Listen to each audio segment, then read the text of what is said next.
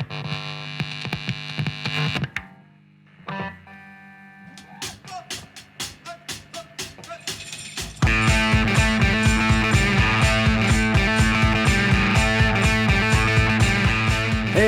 how's everybody doing?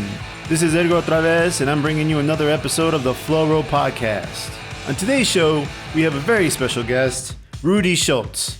Rudy is a comedian, artist, musician, all kinds of things. He's multi-talented and a very funny guy just in general. Today's topic will be voice actors, and as always, other things as well. Also, if you're in the market for a throw pillow, a mug, a t-shirt, we have all those things and more at shop.theflowrollpodcast.com. Just so you know, the flowrollpodcast.com website is up. You can go there now to look at all our content and shop at our store. As always, you can find us on Instagram as The Flow Roll. I had a real good time doing this episode. It was great catching up with Rudy. I hope that you guys enjoyed the episode as well. And so, on with the show.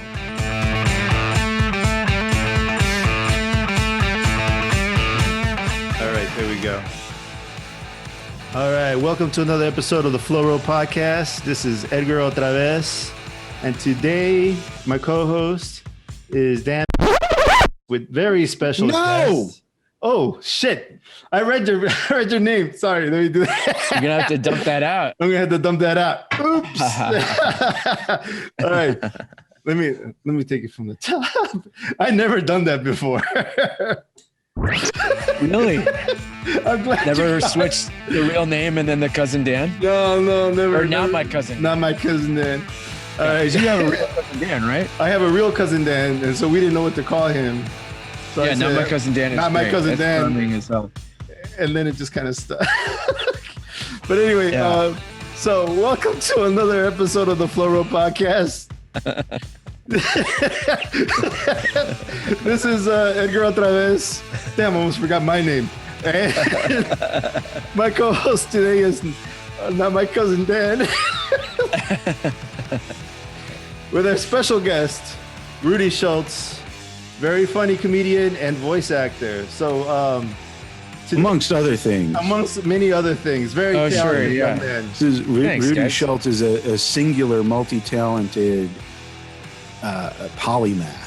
I appreciate that. Some people might say that I lack focus, but I mean, you're in singular, a band multi-talented too, right? Polymath is much better. Yeah. I play in a band called Thieves. Would it be fair to call you the front man?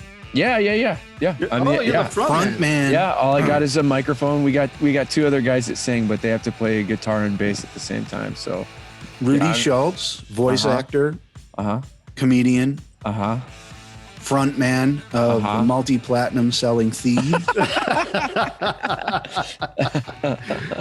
I think there was some successful band called Thieves in like the 80s in Britain, I think. And then there's us, and then there's another band from the US called Thieves in Texas that plays like pop punk indie kind of stuff. So and if you ever get like a industry deal, you're either going to have to pay them a whole bunch of money or change your name. yes, although Right. I don't think us or the other American. Yeah, but you'll never be able to sell records in England, and I mean that's the market. Yeah. Oh, for sure. You don't get England, you don't sell. Yeah, we'd have to figure something out. I mean, we sell records here, but we made our own record label, and you buy them from Sure. That's it. Yeah. So. In England, you could distribute under the name The Bollocks. Yeah, that sounds right. Oh, there's got to be a The Bollocks though, right? There's probably. Yeah, there's got to be. Well, you know what I love about the album stuff that you guys put out is the beautiful artwork that you make for all the different album covers and all the vinyl that you guys produce. It's thanks, man. You check that out? Well, yeah, you've like I've seen it in person, like you brought it around, and then I remember looking at it. Oh, okay, yeah. I think one time you had like a fancy green one, and I'm like, that is so fucking dope. Like you had different color ones. Yeah. Like it's so cool. Like, well, I say now, but I don't think it's like that modern of a thing. Obviously, they weren't like doing crazy multicolor swirls and like translucent stuff in the 70s. I don't think. I think it was all pretty much like, white, red, black. But then, like I'd never seen before I started like buying records and then we started making our own. I'd never seen those ones where they're like, translucent and they have all these like smoky colors in them or just a bunch of splatter. Like, yeah, they were gorgeous. I felt so lucky that we were able to get some records pressed that like actually look cool that way. So we add artist to the list of things. Oh, sure. Yeah. Graphic design. That's probably still how I make most of the money I live on is graphic design, I would say. And then I'm trying to do photography too, but everything's it's winter and you got COVID, so everything's all. Oh, you could upload your shots to Dreams Time and get paid 10 cents every time someone downloads it. Yeah. Oh shit! Is that what they pay people? Probably, man. I don't know. No, those royalty agreements for Dreams Time or like Getty or any of them that allow you to sign up, like I mean, I guess it's better than nothing, Yeah. Right. But they're gonna. It's just like royalty on music streaming platforms. It's like, yeah. It doesn't seem like it's a cash cow. Like every 5 years you'll get a check, Right. And it's not a big check either. That's rough, man. And it doesn't seem great. I've never looked into it, but I've had friends who have been like, oh, you should like, take your stuff to stock sites. And I'm always like, should I don't know.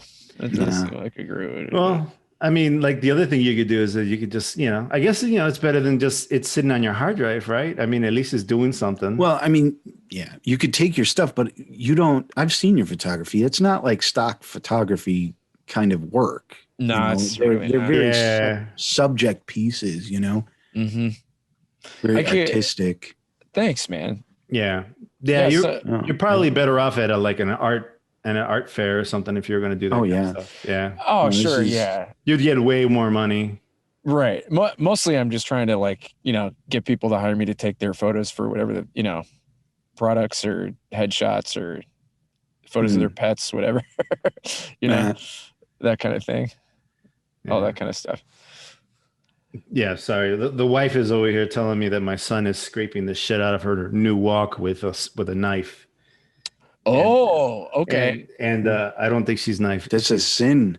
Yeah. Dude got a knife and he's scraping the wall. The walk.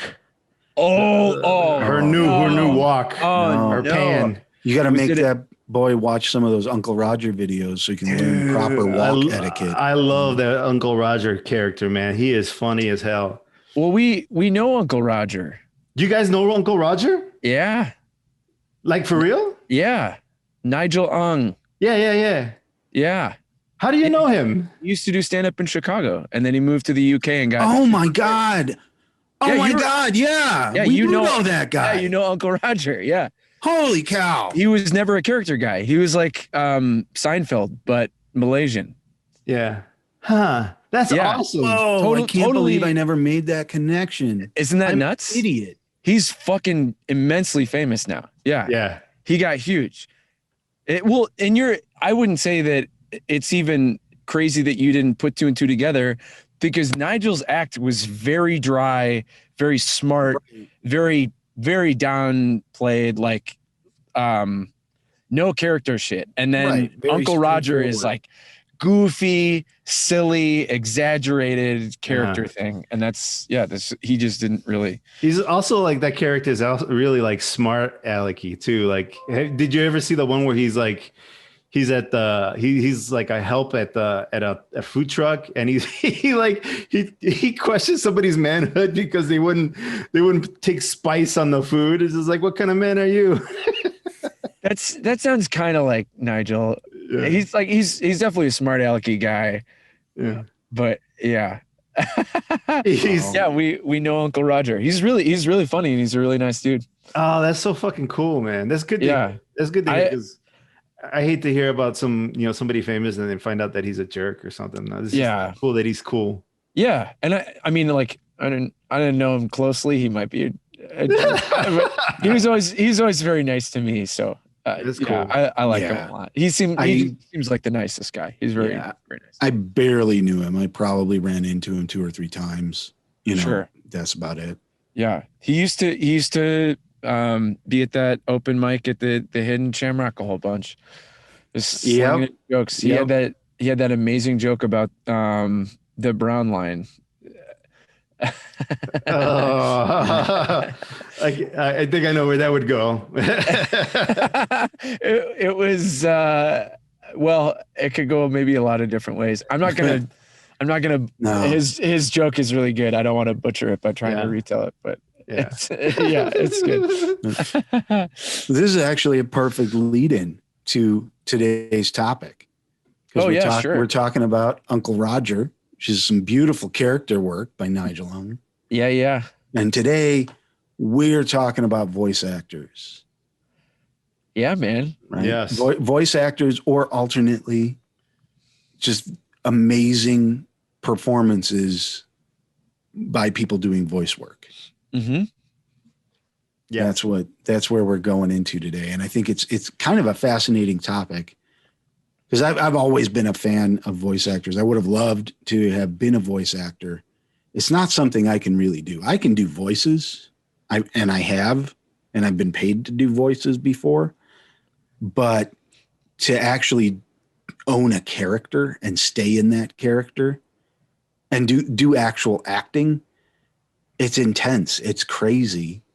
It's because you're not bouncing off of anybody else. You're in a sound booth by yourself, and you got lines to read, and that's it.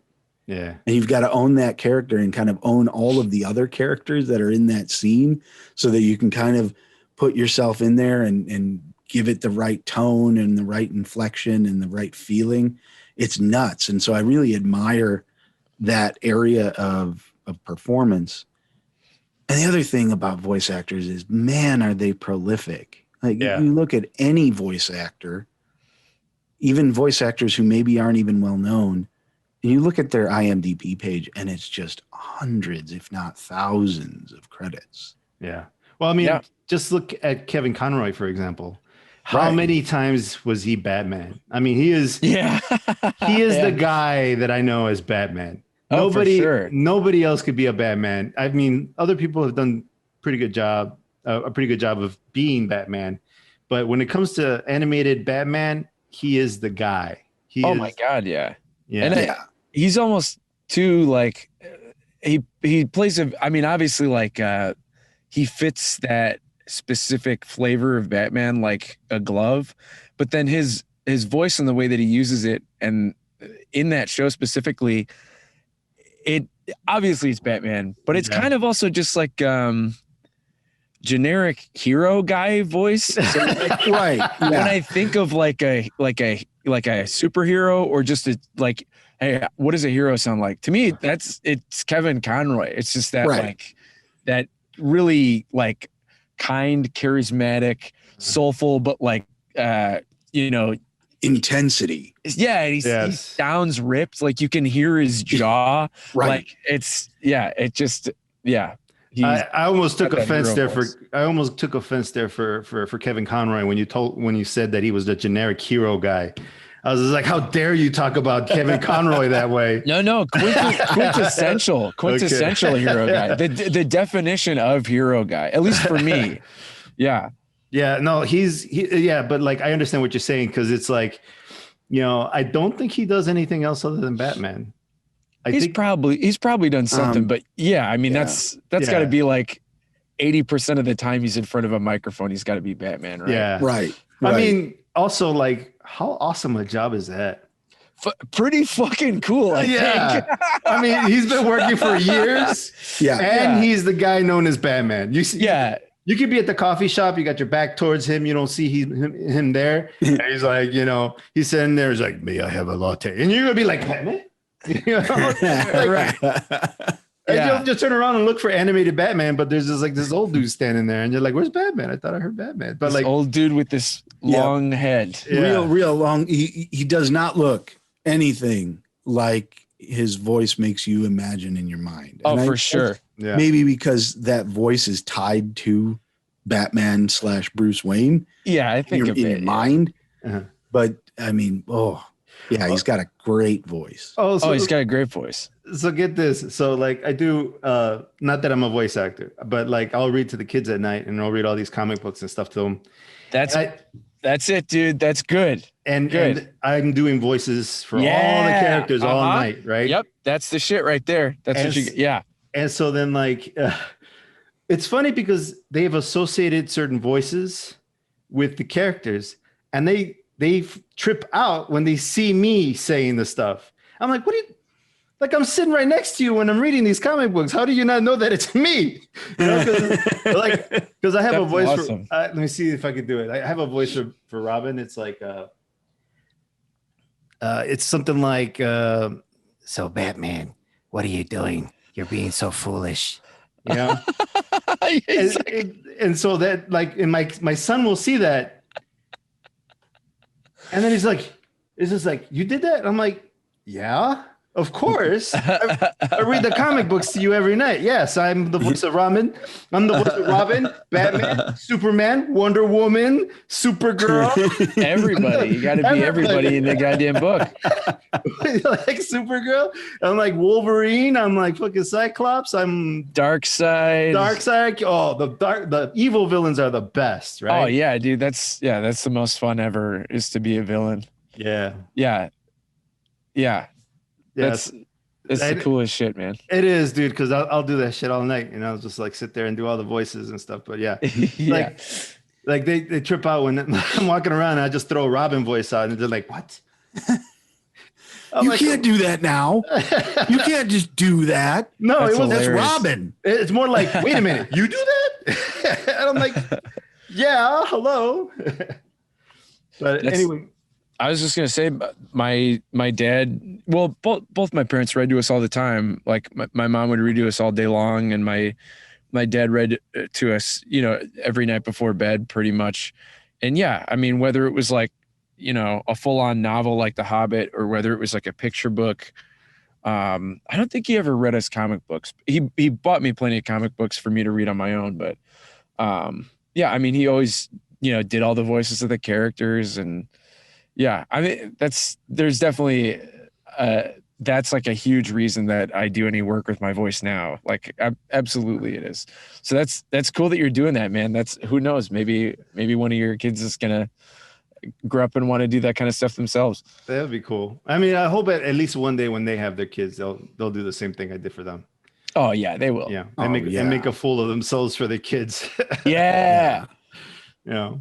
But anyway, like, so who's one of your favorite voice actors there, Rudy?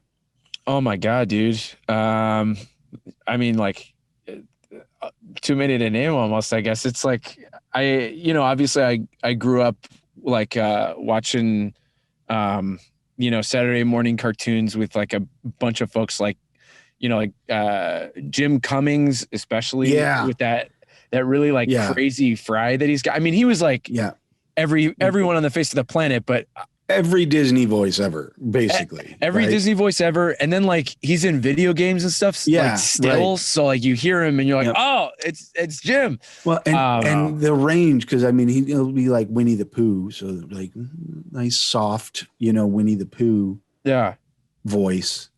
And then he's just like crazy cartoony all over the place. Like very talented guy, Oh, super versatile. And I think that's what's so interesting to me about voice actors is they have this range of characters that they can inhabit that, your average actor, even fantastic actor like, Robert De Niro or Al Pacino, well, they're Robert De Niro or they're Al Pacino, that's what they do. Right. And a guy like Jim Cummings is whoever you need him to be. Yeah, right. It's crazy. Yeah. It's nuts. He's incredible. That guy's voice in particular, the sound of it, just, grew up with that. And like, I obviously like, Maurice LaMarche or like in Tara Strong has been like a shitload of cartoons. Tara Strong, and like, like Rob Paulson, obviously, and like the whole Simpsons cast, and like Nancy Cartwright and like Hank Azaria and like Hank all those. Hank Azaria is amazing. Dude, Hank Azaria is another one of those guys who it's just whoever you need him to be. Yeah, that's what he does. Just a zillion voices. And Nancy Cartwright and Tara Strong are both the same way. Tara Strong is, I don't know, there's a lot of similarity in the voices that she does. Yeah, they're always that. She's like, Tara Strong is Bubbles from Powerpuff Girls, right? Like that's the example that comes to mind first, and that's Tara Strong. But she's also. She's got a bajillion characters that are in that register. And she's another one of those people that has like just naturally incredible fry where like there's just this like buzzy tone to her speech. That's just like, it sounds so good. Yeah.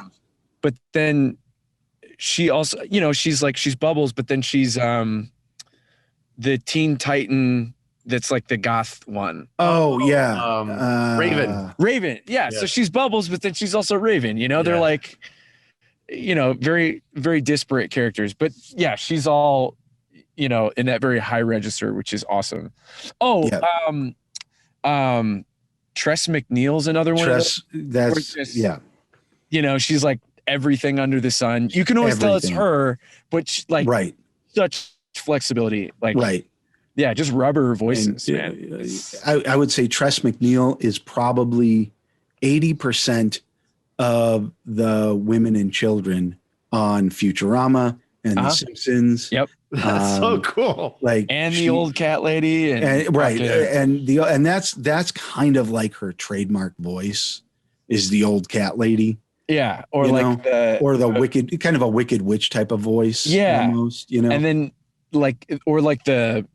the news anchor, when she does that laugh where it's like someone will be like wait, but that's not yeah. But you shouldn't be saying that. Just for not addressing it.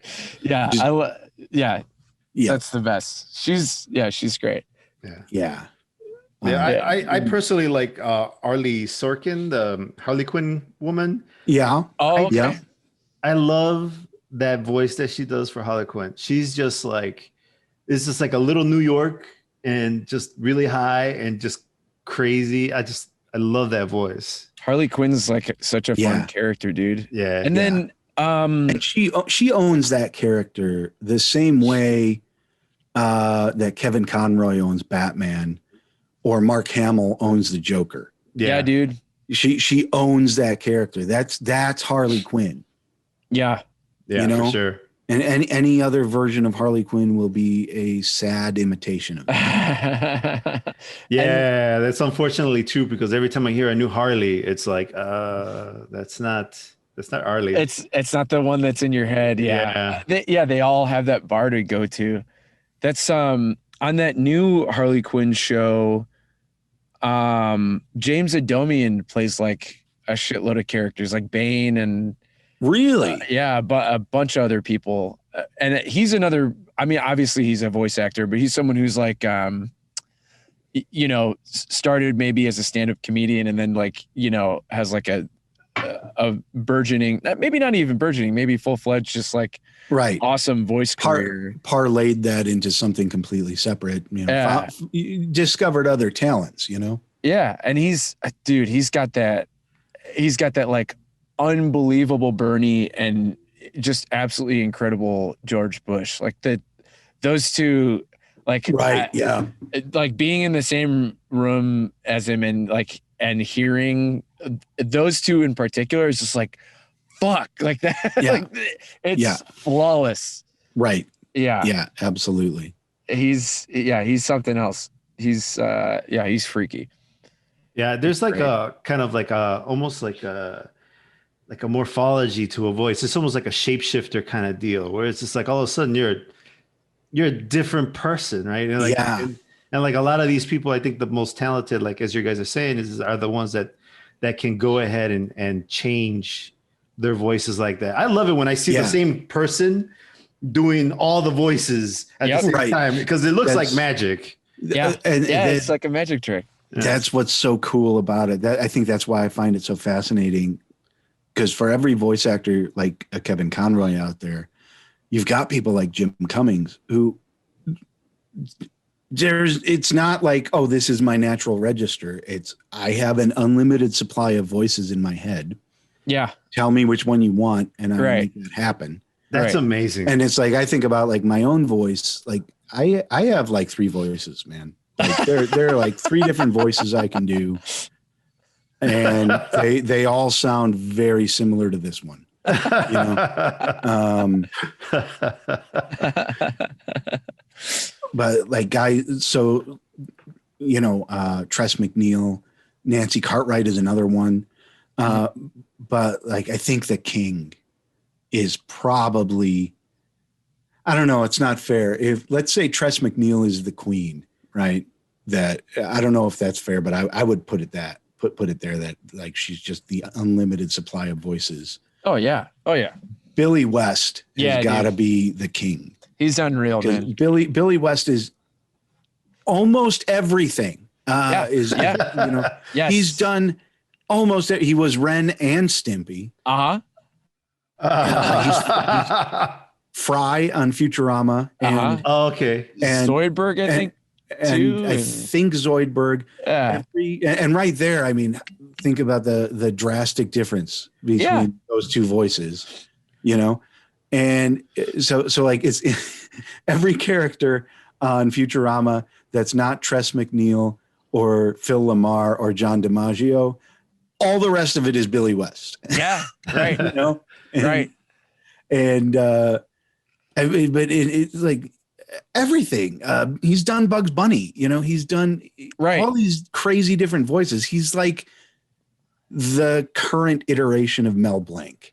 Yeah. Oh, absolutely. Oh, yeah. Absolutely. And Mel Blanc, if anybody's not familiar with Mel Blanc, did almost every Looney Tunes character. Yeah, almost every single one of them. Had this incredible career of doing voice acting. Billy West is like, I would be willing to bet if I were to do like a side-by-side comparison at this point, Billy West probably has a more prolific career even. I think so. You know? Yeah. But I think his career has been longer than Mel Blanc's was comparatively. Right. But no, it's just I never stop living in awe of that talent, that particular talent that so many of these people that we're talking about have. It's insanity. But it also must be like the best job ever. Oh, like, yeah. I mean, like to go in and pretend, okay, I'm going to be Batman today, or I'm going to be some like, you know, some crazy little girl that's, you know, who's evil or whatever, you know, like, right. Like it must be so fun. Like it must be so fun to just be in that booth and like just rattle off all these different voices and to be able to do that. What a talent, you know? Oh yeah. Yeah, oh, for sure. Well, like absolutely. Like for you, like I know that you posted something online where you had like your friend gave you a character and he wanted you to give it a voice. Yeah. And so for our listeners, if you look up Rudy Schultz online, he's got a clip out there, and it's just him giving a voice. And I love it because you can see the voice and you see you and you're thinking, okay, well, what is this person? You don't have any information. You're just coming up with the voice. Yeah. And you went through like 10 different voices. Yeah. All at one shot. Yeah. And I was like, holy shit, this guy's pretty good. Oh, thanks, man. Yeah. That's my really good buddy, Mike Colesworthy. He's like, I mean, you saw that drawing. He's like an incredible artist. I like, you know, just snaps off like Disney quality illustrations on the reg. Like it's pretty absurd. But I had seen those Vanity Fair videos that they've been doing where they're like, you know, the voice of SpongeBob, like Tom Kenny improvises, you know, 7 new characters and they just show them like different cartoon characters, but they honestly look like stock illustrations. And I was like, why? Like, I was like, I know some talented artists. Why don't I get some of my artist pals to like draw some characters for me? So they did. And then that was the first one. And then I've got I've got 3 more coming from Mike, but I had like a bunch of other friends and even just some strangers whose work I liked, that sent me some characters for him. So if you like that, there's more of them coming. Awesome. I loved it. I can't wait to see more. Like, awesome, I mean, cool. like I want to see like all the different ranges that you could do, but like, Thanks, I like that you were like sitting there and you were like shop working it. Yeah. Or workshopping it. Boom. What's wrong? They were workshopping it right there. It's just like, oh, well, maybe he's like this, or maybe he's like that, or maybe he's this, or maybe he's a vampire or whatever. Yeah. And I just thought that like you kind of verbally going through what you're going through in your head and describing what your process was super interesting.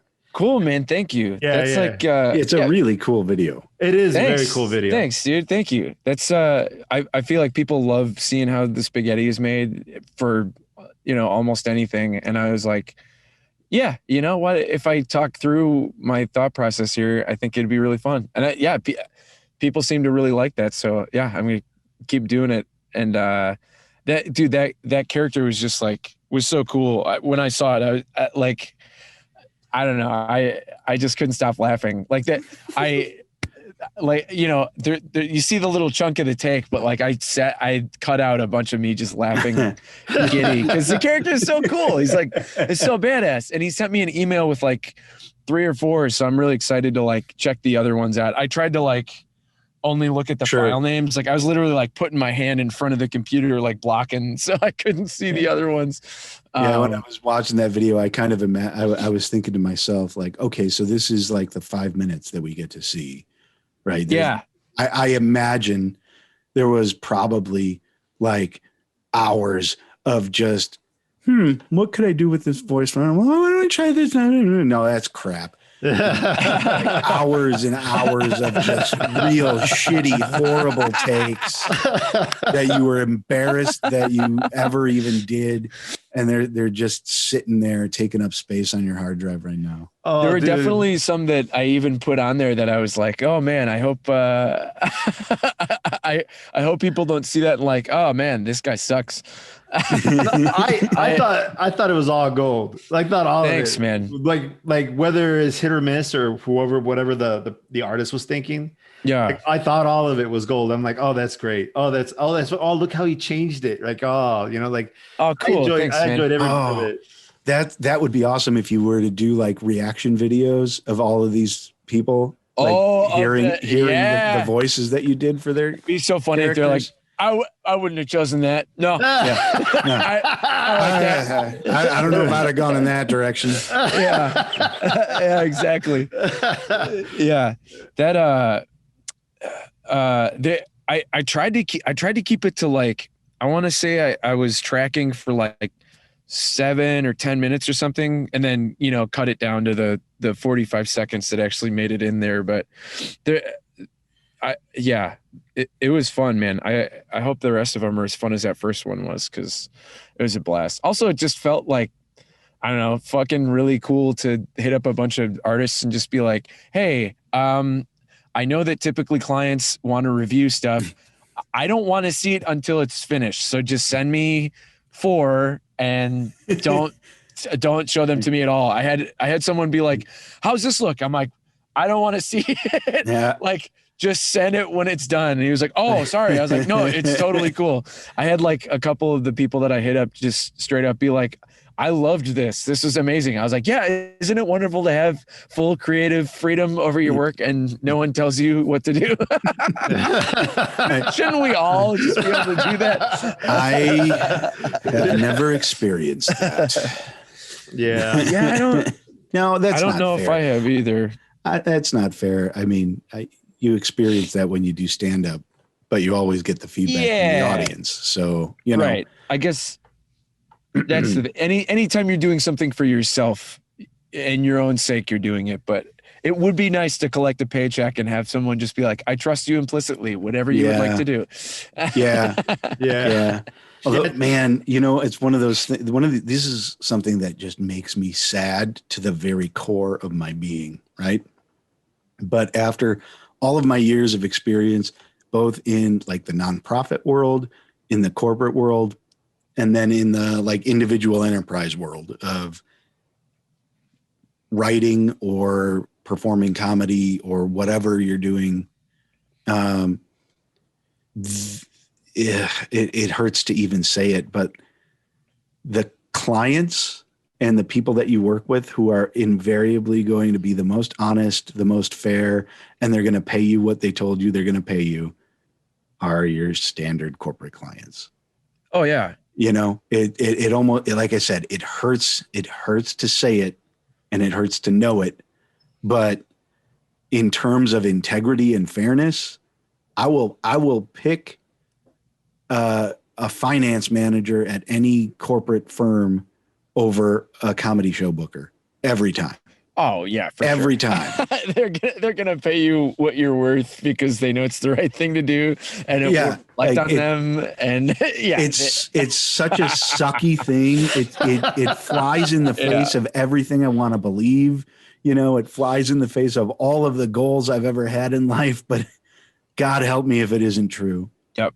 I will say, anytime that someone has hired me creatively, the stuff that is like typically the most like gratifying and the people that pay the fastest and have the least amount of edits and revisions and things have been like artsy folk that have hired me to do stuff. But I've also been super, super lucky with all my corporate clients. Like people have been so wonderful to me. Like I feel so lucky. I haven't, not knock on wood, fingers crossed, I haven't had a client as a freelancer that's been like a hell gig. So far I have not, but like, I know they're out there. They're out there. Well, and it's kind of like I got to the point where it's like, okay, so either you take a job in the corporate world or you get a gig for a corporate client. Yeah, they're going to have a lot of feedback and they're going to want to be involved in the creative process. But that's the price you pay. Yeah. For knowing you know it, that's going to be the case going in, and you know at the end of it, whatever you submit to them for billables, that's what they're going to pay. Oh, for sure. Yeah. But for sure. You know, also though, you always have the choice to walk away. You could always be like, you know what? This is not going to work for me. 100%. I'm good here. You know, like, I'm sorry, this didn't work out. Here's your money back, or whatever we agreed on, I'm leaving with, or however. And that's it. You know, like, you can fire your client. Your client can fire you, but you can also fire your client. You can also be like, I'm out, you know? I had one, we'll say client in quotes, because I was like a college student at the time, but this dude, he was like, can you make my website? I was like, sure. And I made him this whole like data map that was like a decision tree type thing of, you know, had all the pages. I was like, all right, we got it all mapped out. He was like, cool. And I was like, now let's just take care of your branding, and then all the colors and the fonts and everything can flow from that. I was like, let's start with your logo. You got this crazy, wacky looking logo. It looks bad. Let's update it for you and get it, you know, real set, and then the whole thing can flow from there. And I was all jazzed about it, and I sent him all these, you know, these different concepts, and he was like, okay, how about this one? And he selected the one that was closest to the one that he had at the time. And I was like, oh, okay, yeah, all right. Yeah, we could go with that one. And then he proceeded to give me a series of edits that lasted over a course of weeks of me submitting edits until finally I realized, I was like, this is like 2 decisions away from being exactly the same as the original thing. And I was like, dude, I don't. The dude sent me like an all caps email, like, this is taking too long, blah, blah. Like, the dude like went off on me, and I was like, man, I don't want to do this anymore. I was like, here's your deposit back. Like, have a nice life. And he's like, you wasted all this time. Do you have anyone you can recommend? I'm like, I'm not sending anyone I like anywhere near you, dude. You're a nightmare. I got some enemies for you that I'll send over right away. If I had somebody that'll do a nemesis, job, and I'll enjoy seeing them get pissed off. Oh, dude. Yeah, that's dude. I don't. Oh God. I don't like doing branding. I don't do it. It's too much work. It's not enough money for the branding part of it. I don't like to include it in my website builds. If someone needs a whole new website design, I'm like, I have a couple people you can go to. Here's their information. If you need branding, go to them. Yeah. There's a reason they're and like they always come back and it's like they wanted this much. I'm like, well, it's because you're going to put them through the ringer, and their time is expensive. Yeah, they're gonna give you a solid brand that you can fucking make your whole business into. Yeah, I love it and I love doing it, but like I've had a couple of people that have been like, this is kind of taking a long time. I'm like, yeah, don't you want to make sure that the face of your business looks really good? But well, and that's the other reason. That's the other reason I don't do it, because they're expecting the website to be done by a certain time. I can't include that with the branding. Yeah, and they're two separate projects. They're two completely different worlds. No. Yeah. But people don't understand that. After an entire, just like you guys, like an entire career of working in or ancillary to the creative team, wherever I'm working, nobody understands the intricacies of this stuff, and they think it's just like throwaway, unimportant. Who cares about an extra period here or a dot there or whatnot? And who cares about like whether this is scalable or if it's going to work in different dimensions? And it's like, no, this is exactly what you're paying me for. Yeah. Right. You're paying me for knowing this shit. Yeah. Yeah. And it's always, I used to get a lot more bent out of shape about it than I do now. But I think that's just because I've been beaten into submission. But I used to get a whole lot more bent out of shape about basically getting treated like a copy monkey, Oh, sure. And it's like, no, like the whole reason I have this job is because I do this particular suite of things really well. And so when I'm giving you feedback or guidance, like it's exhausting. When every project you have to educate the client on how the process works. Yeah. Oh yeah. Because either they have no expectations going in because they've never done any of it before, or they have totally unrealistic expectations. Which makes me wonder if being a voice actor is just as challenging.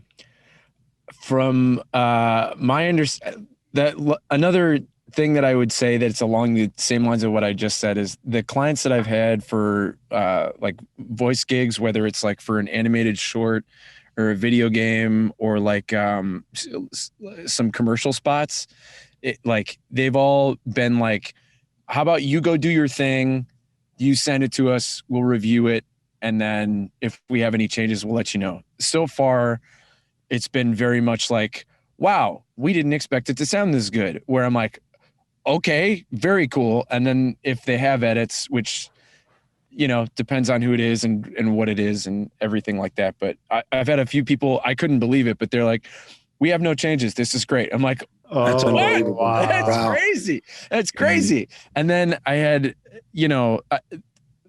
I've never had anyone like really drill down that, but that's also because I'm kind of doing things as like a freelancer right now. Yeah. If I were to get into a situation, I'm positive because I know it's how it goes.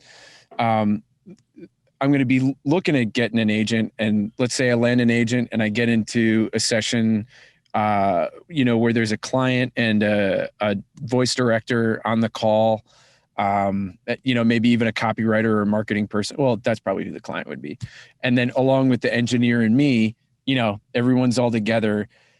Definitely right in the moment, it's going to be like, okay, can we hit this word stronger? A little too much. Could you bring it back? Or as a little too wooden, could you hit it with more emotion right here? Yeah. And then you're going to have people saying, the vocal equivalent of like, can you make the logo pop? Give it some warmth. And I'm like, like I can't, I physically can't do any more warmth. But I mean, I think whereas like in the corporate world, you can say stuff like, you know, there's actually no way for me to make the logo pop more because it's 75% of the screen and it's neon colors and it's flashing. I did everything I can. Can you make it 80%, please? Right. I think the answer for voice acting always has to be, yeah, sure. Because if you're like, no, they're like, what? Like, right. I think that's how you lose gigs. So it's a situation where if they're like, can you be more scared? I would have to, even if I can't, I got to figure something out in the next few seconds. I think the other thing too about what I imagine about voice acting, because like I'm assuming that it's probably like the rest of the filmmaking process where it's like, okay, well, we're going to try all these different takes. And when we string it together, we might want take, B and C strung together, or maybe we want D and Q or whatever. So like, so maybe they did direct you to go higher, but just for the sake of having it, just in case. Yeah, 100%. It makes more sense. So it's kind of like part of the deal, It's and like having art directed a number of like video or audio collateral, let's say, over the years. Yeah. That's absolutely like that's built into the process is we want to get, especially now that everything is digital, everything, editing it's still a massive pain in the ass, but it's nowhere near what it used to be. Oh yeah. Rudy's sound booth just fell on him. Yeah. That was nuts. But I mean, but to the point, like that's absolutely part of the process. You go into it with the understanding, listen, we are going to get 25 different takes of this. Yeah. And then afterwards we're going to go and pick out the takes and we're going to string them together the way that we want to string them together. Oh, totally. Someone's like, give us 3 on this one, or like, give us an A and a B, all that kind of stuff where they have you get the full gamut so that they have stuff to choose from. Yeah. For sure. Absolutely. Yeah. So like, it's probably part of the process. So that there's a certain amount of back and forth that's always expected. But not only, I'm sure, not only voice acting and just regular acting, but also just in general with the work that we do. I mean, that's just the nature of the beast. When you're doing something that's collaborative, you're going to have different perspectives, and people are going to say, "Yeah, I want the logo bigger," or man, yeah. They never. Have you ever noticed? They never say, "I want the logo smaller," though. Oh, it's happened a handful of times with Get out of here. I've had it a handful of times myself, and I'm always like, I respect you. I like this. Yeah. That's the way to man. My favorite has always been when it's somebody that I've been working with on earlier projects where their feedback was, can you make the logo bigger? And then finally, they're like, oh, why is the logo so big? It drives me insane. You're learning. It's okay. I'm going to choke down the frustration and accept that you're learning. Yeah. It's creative stuff is so tricky, man. It's so tricky. You have to educate the quote unquote client, right? You have to educate them about things, and they always act as if you're a fucking moron and you're making up fancy words to justify what you do. Well, and it's like, no, negative space is a real fucking thing, asshole. Focal points are important. I heard you speak, Dan. You make up a lot of shit. I do make up a lot of shit. It's a talent. It's a beautiful, wonderful skill that he has. Yes. I went to school for that shit. I have a degree in public relations. There you go. Oh, yes. We've gone through this, right? Yeah. Yes. Yeah, the ex-girlfriend. Yes. Oh, it's the podcast. Yeah, dude. Yeah. Yeah, you're awesome. Goddamn right. I listened. I had Dan sent me the end of the year episode that you guys had, but then also I couldn't resist listening to the aliens one. Yeah. Oh, yeah. That's good. Because I love me some goddamn alien talk. There you go. Yeah. We should do another one because apparently there's more information. Oh, about that pill-shaped thing. Man, I don't know how much time. Listen, I love me some alien shit. I really do, but I don't know how much time I can spend talking about it. Sure. because holy shit, like for the amount that I want to believe in that stuff, I just can't handle bullshit. There is a lot of bullshit. Well, and it all comes, and I don't want to do a whole recap of the alien episodes, but it's just like just this constant stream of, wow, that's a pretty massive leap of logic. What the hell we do with bullshit on this fucking podcast? How can you not want to do more bullshit? All right, we'll do another aliens episode. I mean, bullshit's fun, dude. Especially alien bullshit. I love like turning on those shows, and they're like just the massive leaps of faith that they make. I think are really fun. Yeah. And then, or like you turn on like you talk about. So obviously, we've been talking about the people that are, I think, maybe everyone in the, I was about to say in the room, but we're not in a room together.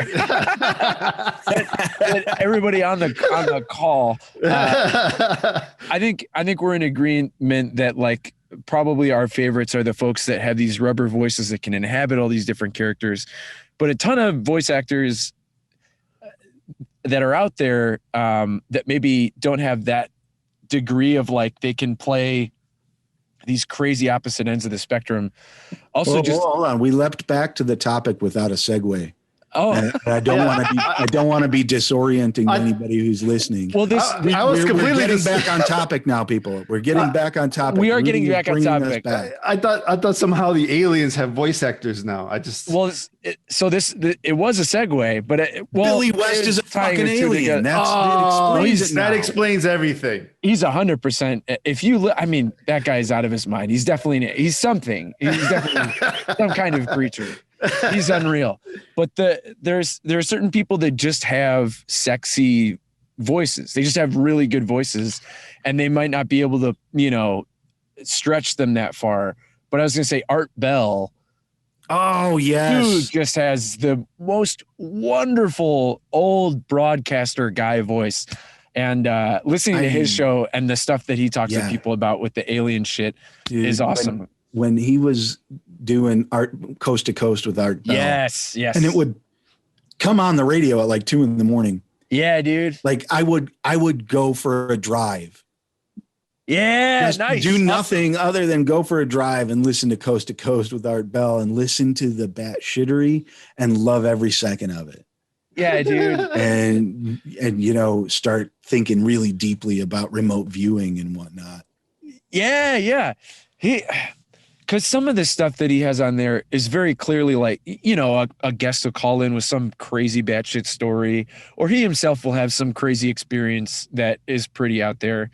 But he'll occasionally have people from like SETI or like wherever that like know what they're talking about. And it's really interesting to hear a lot of that stuff. And I think Art Bell, listening to that show is kind of a lot of like why I'm at a point where I desperately want to believe in that stuff, but I like immediately latch on to, wow, you made a massive leap from seeing something you don't understand to being 100% certain you know exactly what it is, right?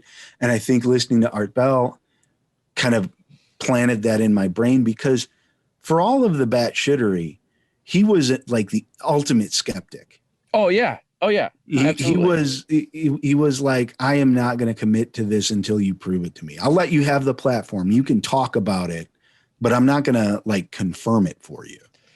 That was the weirdest thing that I ever heard on that show. Well, it wasn't, because there's plenty of silly stuff that happened on that show. There is no weirdest thing. No, there really is. It's a weird show. It's awesome. But the thing that really made me like stop and think was on it was I think a Halloween episode or something around Halloween, or it was one of the call-in shows where they did Ghost to Ghost. I want to say that's what it was. But he is the ultimate skeptic, wouldn't buy anything until someone proved it to him. told plenty of callers that they were full of shit in that's so many awesome. words or less. He was very kind and heard people out, but he would just be like, I don't know, sir. That doesn't sound right to me. Very like, Yeah.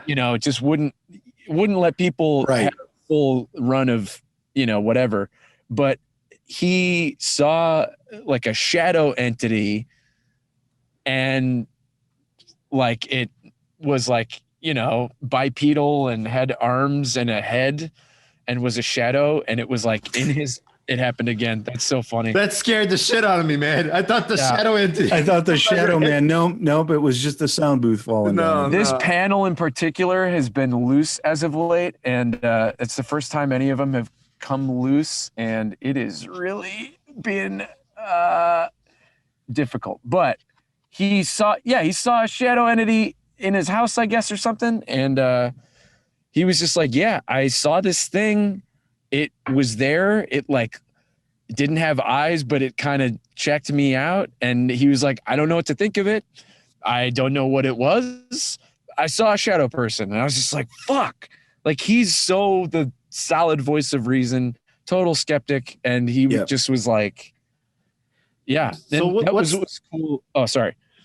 So what's the story exactly, though? Was it like a night terror? Did he wake up from this? Because, I mean, me and Dan had gone through this kind of talk before. Okay. Edgar sicked his shadow entity on me. Do you guys get night terrors? I used to when I was a kid. Okay. But you see, I've told this story before, but like sleep paralysis used to have? I didn't have the sleep paralysis part, but because I ended up getting up and running to mommy.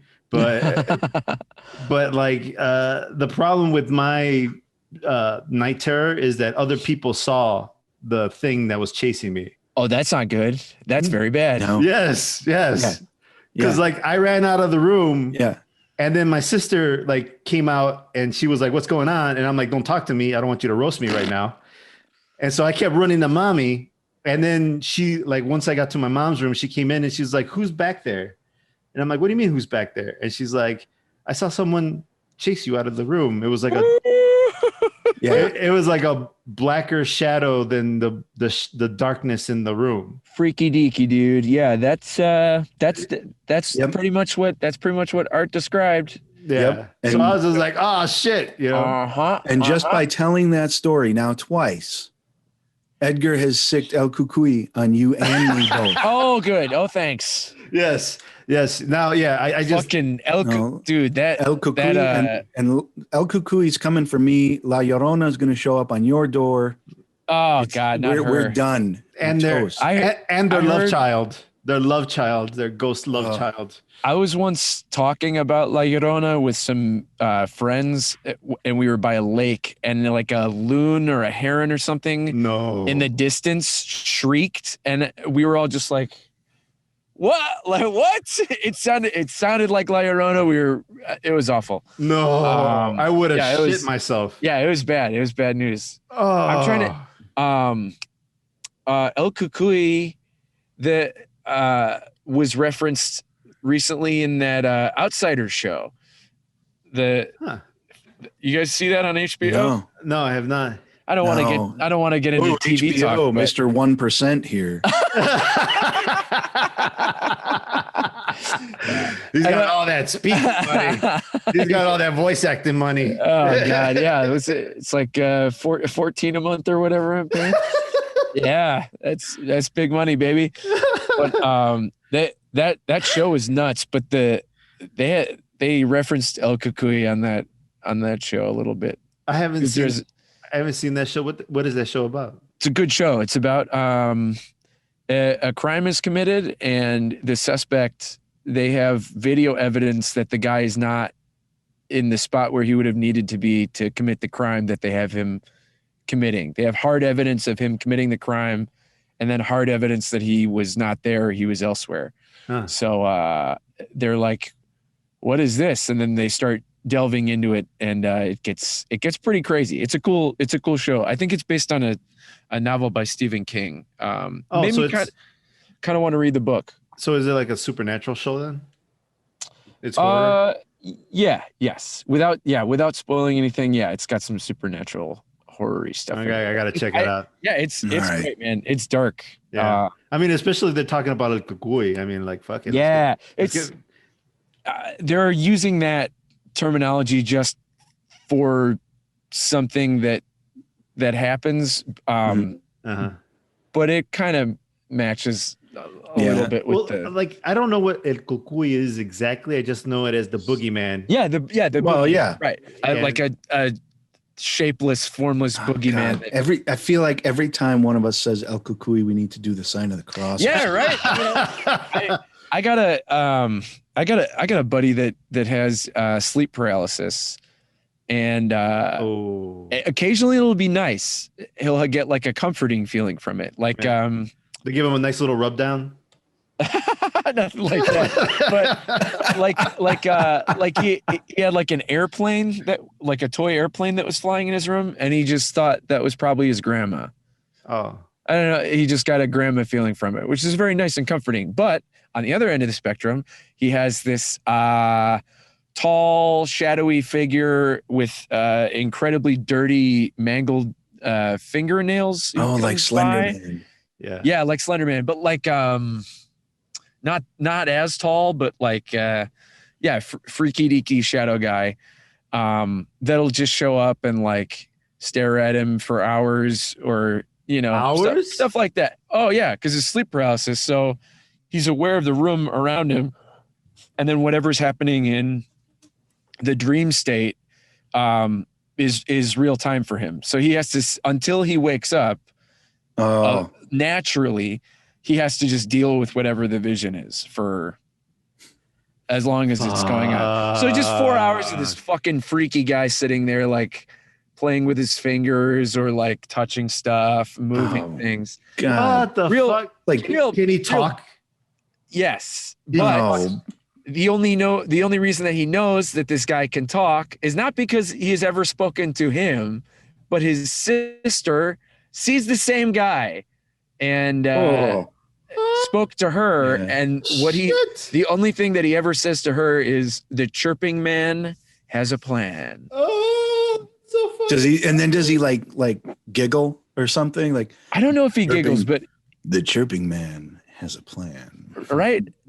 That's so it's like creepy. that vibe for sure. I don't know if it's real creepy. Like, they're gonna find out when they're older that it's just Tom Noonan coming and hanging out. Man, you guys know who Tom Noonan is? Tom Noonan is he's an actor, character. Yeah. Been in just about everything, but like tall, lanky, real creepy looking guy. Yep. He just goes. He's like, yeah, these two siblings, brothers. Yeah, just creep out. I just like to creep them out every once in a while. Go hang out and tell them about the chirping man.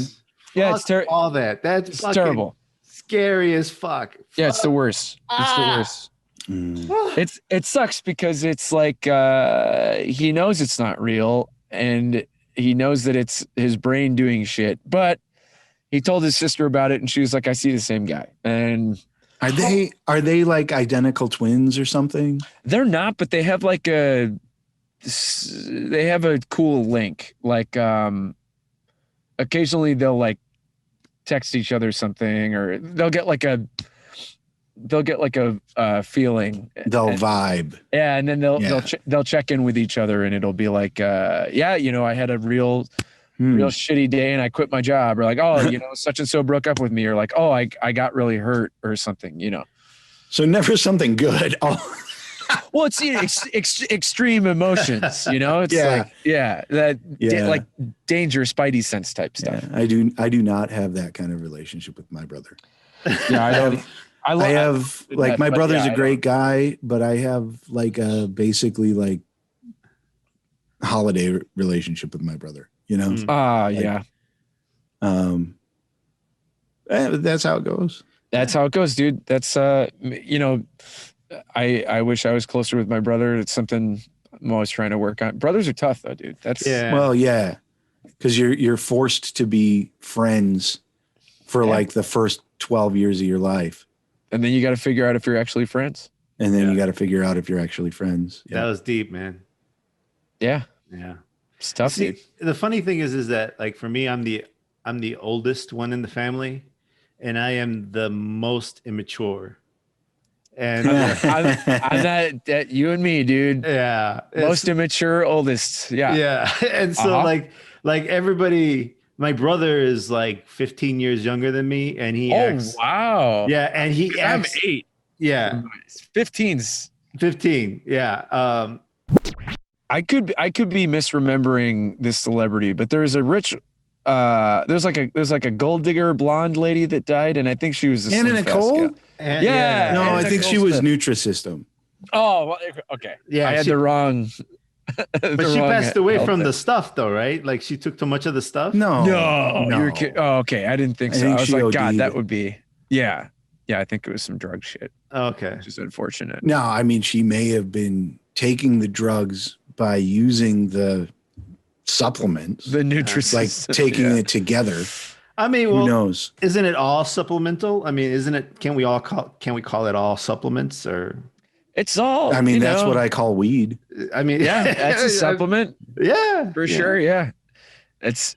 Oh God, that's actually not correct. I generally call weed getting in touch with Jah. Hell yeah, dude! Getting in touch with who? Jah. With Jah. Who's Jah? Oh my God! Don't you know your Bob Marley? Jah's like the Rastafarian force. The force. Yeah. The force, but the weed force. Yeah. Well, it's also I think it's the Rastafarian instantiation of like a god deity that we would have as like God or Yahweh or whatever. Okay. But for them, I'm totally talking on a turn. I don't know shit about the Rastafarian religion, but I think it's like about it other than they like totally worshipped Haile Selassie as like the second coming. But that's really all I know. Yeah, I don't know shit. But I think Jah is maybe more less like a dude and more like a force. But I could be completely wrong.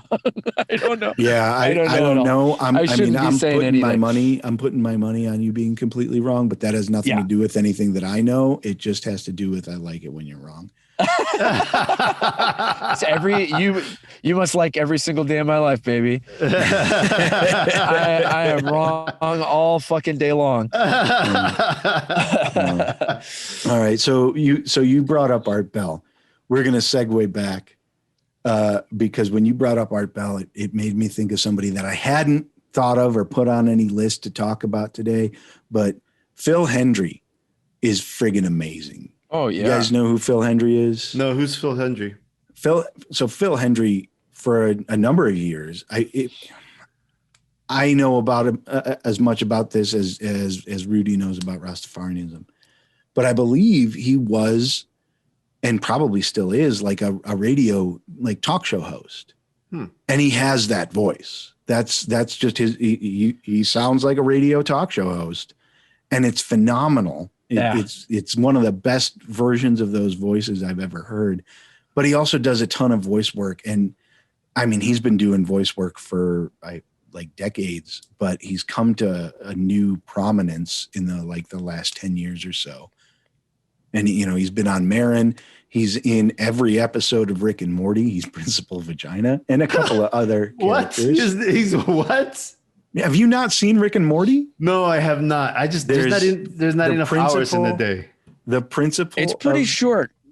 Yeah, they're short episodes. Yeah, you should check it out, man. It's fun. All right, I have access to it. I'll check it out. The principal of the high school is Principal Vagina. No relation. But he's been on Marin. But yeah, I mean, he's done a ton of stuff in the last 10 years, and he did a ton of stuff before that. But it's like you're getting to see like a guy resurgent after kind of being on the outskirts, Yeah. And that his voice is phenomenal. Just incredible pipes. I'm always so jealous. Like, I mean, you guys know me, you guys hear me, even though I can do cool shit with my voice, like this is what I'm working with. It's not a big sexy voice. It's a very normal nerdy guy voice. And it's just, I'm so jealous of those dudes and ladies that have just that like beautiful sizzle on their voice, and they just like, some of them couldn't do a character if you paid them $1 million.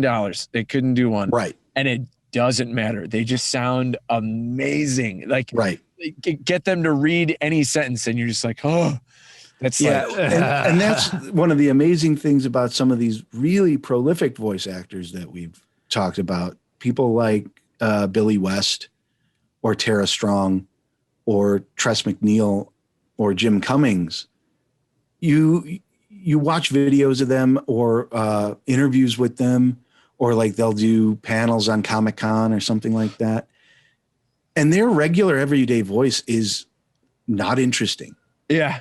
Their regular everyday voice is just nothing special, Yeah. And yet they have this incredible catalog of voices that they can do. And then you've got people like Phil Hendry, who is just his regular voice is phenomenal. Incredible. That's just his voice. Yeah. It's nuts. Yeah. That's I don't know if he's done much like straight stuff, but Darren DePaul is a guy that has been in like a shitload of video games. He might have done some cartoon stuff too. But I know him because he's the voice of Reinhardt in Overwatch, that video game. Yep. A big German voice. But then, he's been in a gajillion video games. He's another person that has like a big wide range, but his stuff is always like very manly and deep and gravelly, but he's got a lot of flexibility within that. But he's someone whose voice is just like, I get like upset because he's got the big sexy voice, but then he's also got a ton of flexibility with it. And like, it's nuts. Like, you got everything. Yep. You got the whole package. Or there are guys out there like Matt Mercer. Yeah. Yes. So Matt Mercer, there are voice actors who basically they specialize in doing the English dub for anime. And a lot of those voice actors also end up in video games. And Matt Mercer is one of those guys. I think the easiest credit to remember is he's the voice for Levi in Attack on Titan. Oh, yeah. Wow. Okay. Yeah. Right. And then he was in that Overwatch game too. He was McCree. Yeah. Right. And what I really dig about Matt Mercer is his regular voice. Again, there's nothing about his voice stands out. It's like, it's nice and it can be very silky and like that's exactly it. It's not like the Ameritrade financial, right? There's not a lot of resonance. Invest your money here. Yeah, right. Yeah. You don't get the resonance and the depth, but it's silky smooth. His delivery is always super silky smooth. Yeah. And that's its own skill set, where it's not necessarily his voice in particular that's remarkable. It's how he commands it and takes a relatively, let's say, just average sounding pedestrian tenor voice and makes it do these silky smooth things. And he can throw an accent on it. And usually his accents are pretty good. But he'll throw an accent on it and it's just subtlety and nuance, but he's not changing the range too much. He's not doing characters. He's just mildly in subtle and nuanced ways changing little things up. But it's the silky smoothness of the delivery and the enunciation it's really remarkable. Sometimes he does like real crazy pitch changes and like real gravelly weirdo stuff, but that's also like that's usually like not the core of his. Like, he'll do those characters, but like if you go, like you look into like the core of it, well, I don't want to get drawn into semantics, but go on. No, I was just gonna say that like if you play that game Hearthstone ever, he's done like 1 million voices for that, and he's like, I feel like if you watch that show, Critical Role, that he does, Yeah. like, you know, he's the DM, so he's got to be everybody under the sun. Yep. And like, I feel like after listening to a bajillion hours of that guy's talk, like, after hearing him speak for so long, I can always tell when it's him. So I'll be like, you know, I'll be playing Hearthstone, some little silly kobold will come out and have some like really, you know, high pitched voice that it's doing. And then I'm like, I bet that's fucking Matt Mercer. And I'll go and look it up. I'm like, that's him. Yep. He's that creepy little freak. Yep. Oh, he's amazing. And yeah, he's great. That podcast that they do, well, it's a show and a podcast, but Critical Role, it's a real play Dungeons and Dragons podcast. And it's him as the DM and then a whole bunch of other voice actors. Yeah. Who play the characters. Yeah. And cool. That's fascinating. I go in and out with it. Because I mean, there's only so much patience you can have for that sort of thing, I feel like. Oh yeah. The most I've lasted with any of those is like maybe a year and a half. And then yeah. And then you just got to check out. Right? Yeah. It's too much. But the voice, and it's just so, especially as somebody who once thought doing voice work would be fun. And, you know, I've done voice work, never voice acting, but like narration or just like, you know, reading an ad script, something like that. Yeah. Because, goddamn right, dude. And you got a good voice. I can do that. Got a good voice. I can do that voice. I can sound important and polished. You know? I can do that. But like I listen to Critical Role and I just listening to him bounce in between the characters. And, you know, it's not like somebody's given him a script and a character bio. Yeah. You know, he's inventing these characters and then living in them. Yeah. And I sit there and I listen to it and I was like, I could never, ever in a million years do this. Impressive there's as no fuck. way that I could do that. Yeah. And then consistently go in between the voices and play all the different characters. Like, it's insanity. He's got a real special brain for the fact that he can jump just weeks or months or years back into his brain and grab a voice for a character that he made up on the spot at the time and then get back into it. And it's then nuts. that aspect of it is these characters, these NPCs that you're making up on the spot in the moment, or at most it's a character sheet that you had sitting there. Right. And to invent a whole persona around that and then act that out and then do it consistently over and over for years at a time while you're also doing 18 other characters. I wouldn't ever. I would forget what the voice is supposed to be. Like that's happened to me just reading with the kids. Like, sure. Like, oh fuck, what is this boy? What is this guy supposed to sound like? I forgot. Like, you know, like a lot of times Captain America and Cyclops, they're the same fucking voice. Oh, dude. Yeah. And those are two people that it would be super, super simple to get. They exist in a very similar place, you know? Yeah. But then it's like I've had to do the voices for them on the same page. And they're like, who's talking? And I'm like, you know, so I can't imagine how they would do that, just trying to keep a catalog of all those characters in their head and just be able to rattle off whatever voice. And then on top of that, not just rattle it off, inhabit it, you know?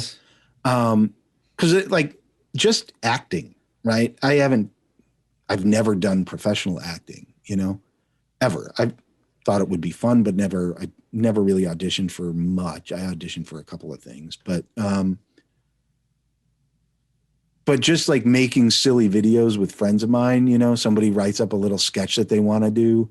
And it's like, okay, you have to be an English guy, or you know, this is the voice that I want you to have. I can't even make it through the script. Cause I'll do I'll spend 5 minutes in that character and then forget how to do it. You know? Oh, okay. Or it's you take a break for a scene and then you come back from the break and it's okay, wait, no, I have to do that exactly the same way.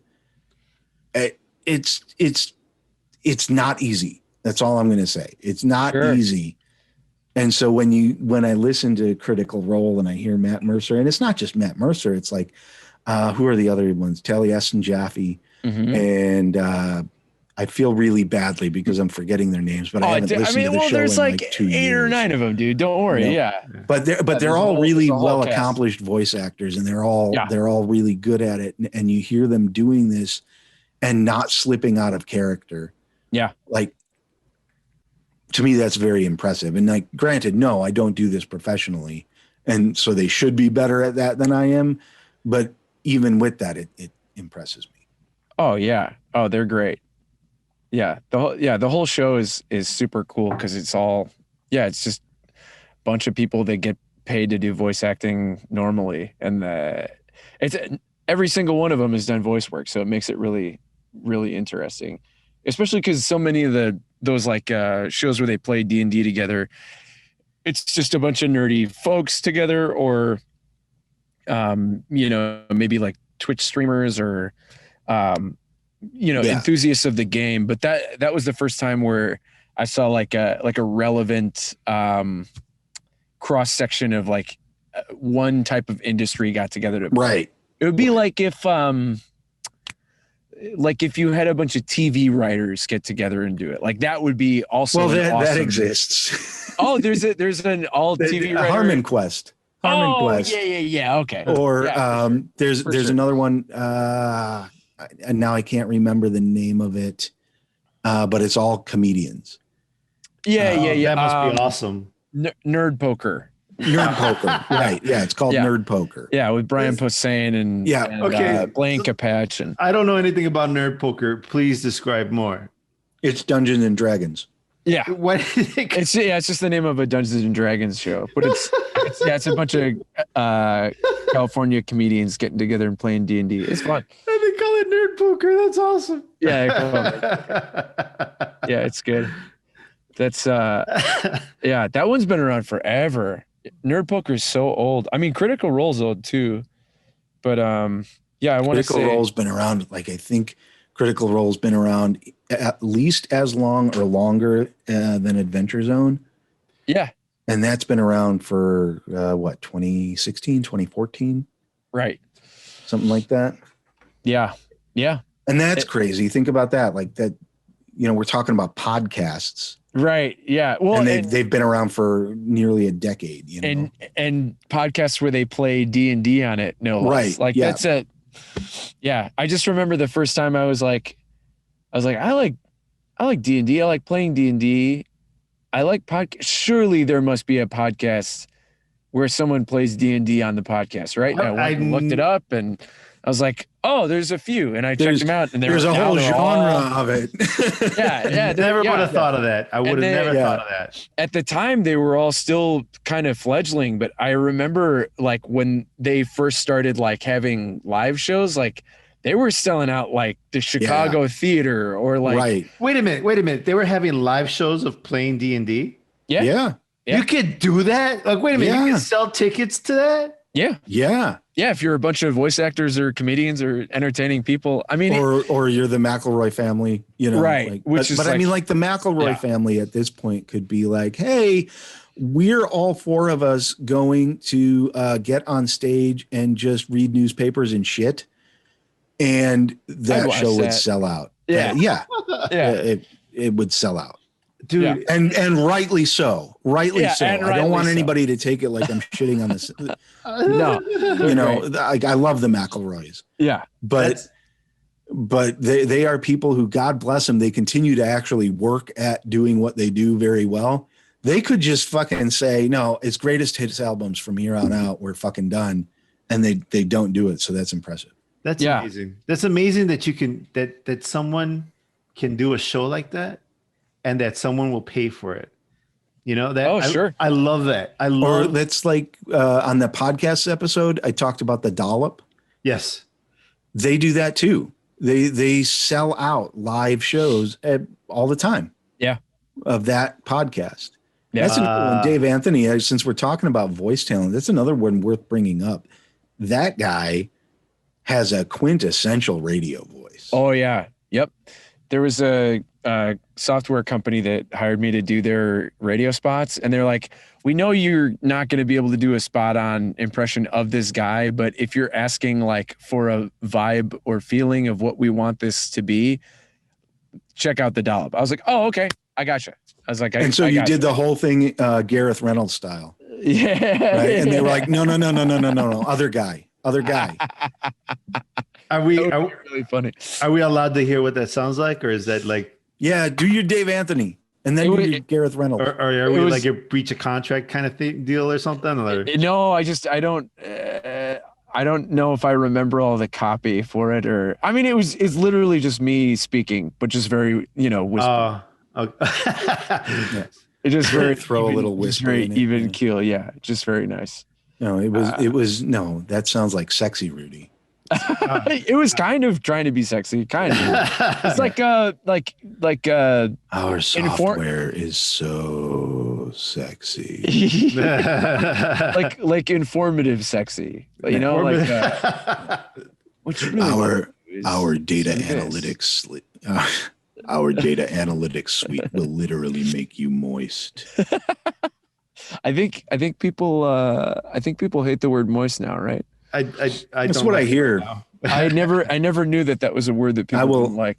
Always love the word moist. What's wrong with moist? I will always love the word trousers. Do people not like the word trousers? I don't know, but I love it. Yeah, trousers is great. What's going on with the world? What's wrong with moist? I don't know. I've heard upwards of, I want to say like 20 people like point out that they hate that word when someone uses it. If I have used the word moist to describe like a baked good or how I'm feeling after coming in from like a very humid summer day, you're like, ugh. I'm like, what? Like moist. I'm like, what?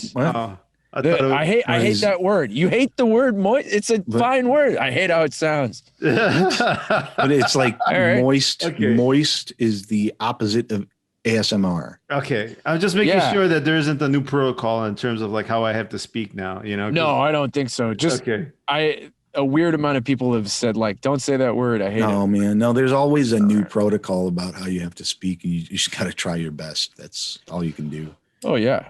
No, I step on toes all the time. As long as you're stepping back off of them and apologize. Yeah, and apologize, and then you're good. You're good. Yeah, people step on toes. It's gonna happen. I'm sorry, man. I didn't know moist hurts your feelings. Yeah, right. That was always it's just weird. I was like, wow, that's strange. Now you want to say it all the time. That's all I'm thinking about is saying moist. I'm just thinking about baked goods that are moist that I want to eat. Yeah. Yeah. Nice plate of brownies. Oh my God, yeah. Oh, love a brownie. Well, see, that's what when I hear the word moist, I think of brownies, gooey brownies. Yeah, fucking delicious, amazing. You guys were mentioning before about stuff that was cool vocally that wasn't necessarily coming from voice actors, like a real cool vocal performance. Yeah. What are some of those that you guys guys have? Because that's I know what mine are, but I always love hearing what other people like in terms of a non-voice actor voice or whatever that sounds cool. But doing a performance of some sort. You know who in a whose movie voice or a show or whatever, You know whose voice I think is freaking insane is I don't know his name, but he's the black gentleman in fuck. Now let me look it up. You guys go ahead and talk. I was gonna say we could look it up. Lickety split. We have the internet. We have the internet. You know whose voice I really dig? You ever listen to Science Friday on NPR? No. Ira Flato is Ira Flato got a cool voice. Is the host of Science Friday, and he basically sounds like somewhere in between Ray Romano and Fred Stoller. And it sounds like a cool voice. And it's, interestingly enough, very soothing. I could see that. Especially, obviously Ray Romano's got that whole thing, that everyone makes fun of him for. Yeah. But you mix that with like a softer tone. I could see that be very soothing and cool to listen to. You know Fred Stoller? I think so. So Fred Stoller is kind of like maybe a more depressing version of Ray Romano. little higher pitched, softer. Let me see if I can look. Fred Stoller is he's another one of those actors who's been in everything. I know Fred Stoller. Is he? Correct me if I'm wrong. Didn't he write a book about his first year writing on Seinfeld? Yeah, he did. Okay, awesome. Yep. I haven't read it, but that book sounds awesome. The guy I'm thinking about, his name is Kevin Grevau, and he came out in that movie Underworld. He was a black dude. He's done voice acting for several other like animated series. I remember particularly for being in the in that Young Justice show. But he's got like the deepest voice you will ever hear on any. Yep. I know the guy you're talking about. I've never heard a voice deeper than this guy's voice. It's amazing. I'm gonna have to look up some clips because I have no idea. He's the dude in Underworld, but he's been in a bunch of other stuff, like doing his own normal voice. But his own normal voice is like just sounds awesome. It's just crazy deep. Yeah. I don't think you can get any deeper. It's like unnatural. It's like superhuman deep. Yeah. Like, you have to hear this guy's voice. Like Tiny Lister or Michael Clark Duncan. So cool, man. Or like deeper than that. Deeper. I'm so jealous of that. I got a upper register male voice here. I'm just like so jealous of those dudes that live in the fucking basement, I just it's so cool, man. Yeah. When you like you have a voice that people can actually feel. Yeah. Like I can't help but think that Dan has got that voice you're talking about. And I don't know if Dan is purposely making his voice deeper right now. But in my head, I'm like, does Dan really sound like this right now? I think I'm just sitting closer to the microphone. Okay. Dan's got a nice voice, dude. Yeah, he's got a nice low register. It's nice. He's got sexy Dan voice. Yeah. Dan's voice is sexy. That's all there is to it. You guys are the only two people who has ever said that. Ever. Really? That's crazy. No, you got a good voice, man. It's nice. I like it. I've always liked your voice. It's always been like, it's always had like a nice kind of polish. For the company that I work for, I'm like the de facto event host. Let's say, like I'm the de facto MC for things. Yes. So, and maybe that's just like an implicit endorsement. Yeah. Yeah. I would bet. But you see, like Rudy's got like the perpetual young voice. Like I don't hear old man in you, but that's cool because you could be 50 years old. You're going to sound young. I bet Rudy could do a killer old man. I bet, Rudy throw a little like New Hampshire on that, I've had a couple of Chardonnays. What of it?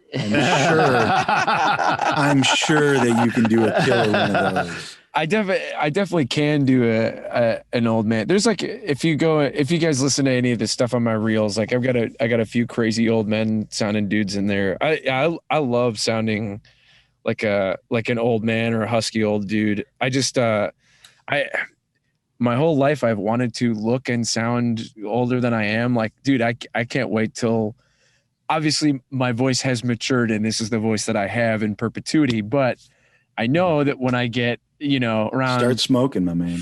Oh, dude, I've like everyone who smokes sounds so cool and I hate it. But I know that, around 45, it'll get a little more worn. And once I get into my 50s, I'll start getting some natural vocal fry that'll, make me sound a little deeper, raspier or whatever. But I just can't wait for it to happen. Go to like an AutoZone and buy yourself a tub of lava soap and just gargle with that shit. Let that pumice just tear at those vocal cords. Yeah, baby, just rip it out. For our listeners, just so you know, Dan was joking. Please. Yeah, don't. Don't do any of these things. Don't do- Don't do that. Yeah, don't do Horrible that. ideas. Yeah, Don't fuck. start smoking. Don't gargle lava. Yeah, definitely don't even smoke. Yeah, Don't Please, do please. these things. Please realize Yeah. he's joking. yeah. Shit. I Yeah. feel like mean, every now and then I need to throw in a disclaimer. What we're saying is just fucking jokes. It's not real. Yeah, you don't really hear about. Well, maybe it's just because they're, not noteworthy or anything. But I feel like you don't hear about lawsuits that are around those lines very often. Like I've never heard of like, well, they told me to on a podcast.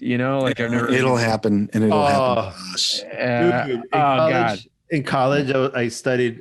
They made us take a like a law class for because you have to worry about copyright and all that stuff. Yeah. As an artist. Yeah. And so then one of the stories, one of the cases that we studied was a woman who went to a small little like pharmacy and got pregnant from taking some of the contraceptive gels. She applied it to toast instead of herself and ate the toast. What?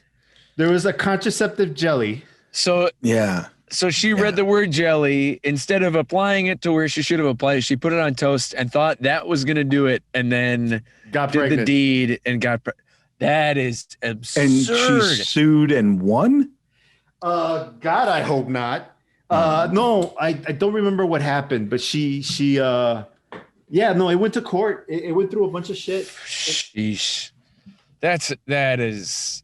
Yeah, we don't want any of that. So just to recap, don't do any of these stupid things like smoking or gargling lava soap.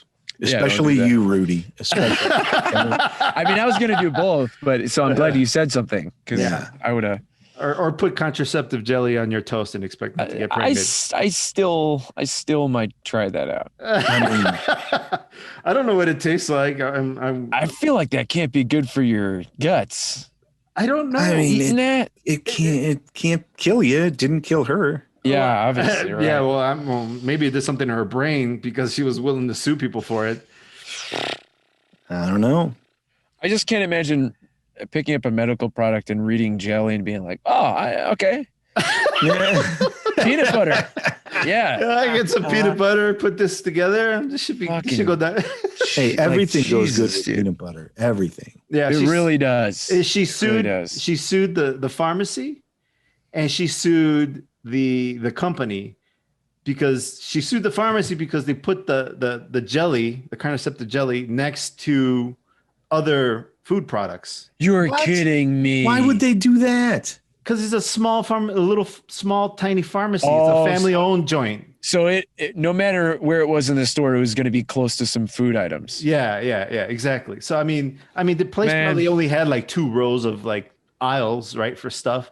So they sued the little pharmacy, little mom and pop joint, and she sued the the company because they made the jar look too close to actual jelly. That's silly as hell. Yeah, That's silly as all hell. those people are out there. They're out there Yeah, they're living and breathing and eating lunch and multiplying. yeah.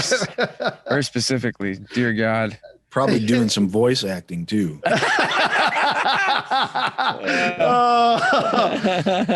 I don't know if I told you, but he gets a little roasty on this. Yeah.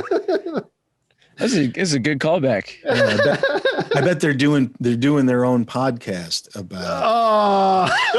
Yeah. So I'm suing the pharmacy because this contraceptive jelly didn't work. That's nuts. I can't believe that fucking happened. That's like the coffee lawsuit. Yeah. From Seinfeld. Yeah. Oh man. So He's wearing a Seinfeld shirt. Oh yeah, that's important detail. oh yeah. We were talking before the show. Rudy has a Seinfeld shirt. Right on, dude.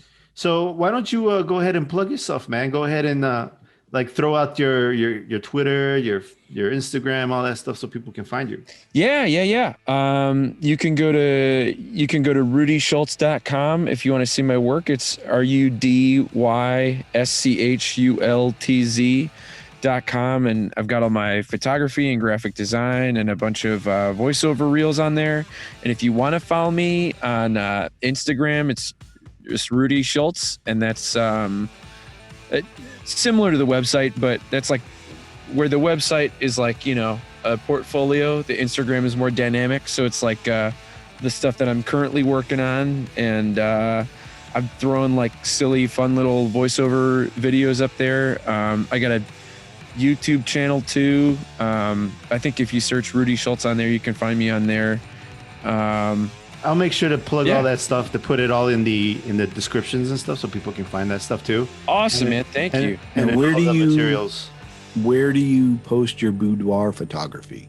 That is also just going up on the Instagram. You know, just a lot of shots of me in leather. With whips and chains and shit, and red lighting, and you fuck around. Good stuff. Yeah. I can't wait to see it. Yeah. For the people who are listening, Dan almost choked up on his drink. Almost spit take. Spit taking's great, dude. Well, it's, you know, it can be and it can also not be, because you can, you know, ruin your costume, your clothing, or whatever. Spit take on a relatively expensive microphone like stock. Yeah, you don't want that. Yeah, you don't want that. Don't do that. All right, man. So quit being funny. All right. Well, thanks so much for listening. Today we had Rudy Schultz and not my cousin Dan. This is Edgar OtraVez. Thank you for coming on. And or thanks for listening. We'll catch you next time. Bye. Oh, yeah, dude. Thanks for having me.